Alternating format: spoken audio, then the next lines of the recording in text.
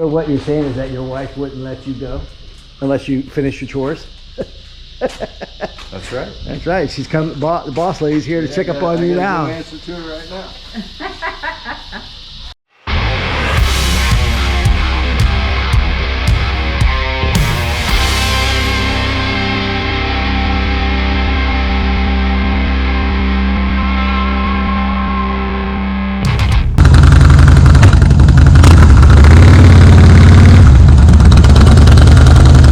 But it was like all Harley. It was all Harley exhaust, tank.